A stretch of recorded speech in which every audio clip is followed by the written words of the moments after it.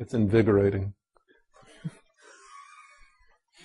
The question whether name-calling is evidence of a imaginative paucity is hardly a fair question to put to me. I mean, because I revel in the name-calling, and when I don't have an argument, I tend to abuse my opponents just as easily as they tend to abuse me. Again, I don't think too much should be made of that. There is a pattern. It's not a scientific pattern, it's a pattern in human affairs. When people haven't been criticized in a long time, they react with a great deal of indignation when they're criticized for the first time. It's human nature. Put yourself in the position of a Daniel Dennett or a Richard Dawkins, who are used to being the regnant priests of a powerful orthodoxy, and for the first time in their lives, someone says, hey, you guys are simply not credible. Of course they're going to react with outrage and indignation, hurl imprecations at others, resort to objurgations. That's only normal. If I remark that Daniel Dennett had his last idea in 1936 and it was under prenatal influences, what's wrong with that?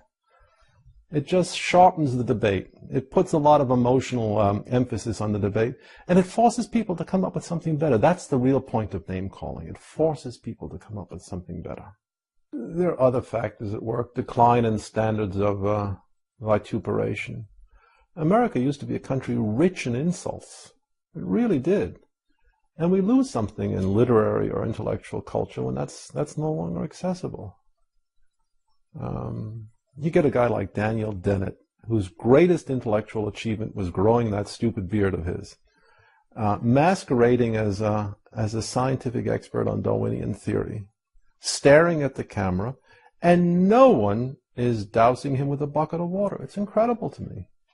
Richard Dawkins is accepted as a great intellect, and a fine prose stylist, too. The guy writes them, his prose resembles a string of sponges strung together on a wash line. Should be said. Should be said.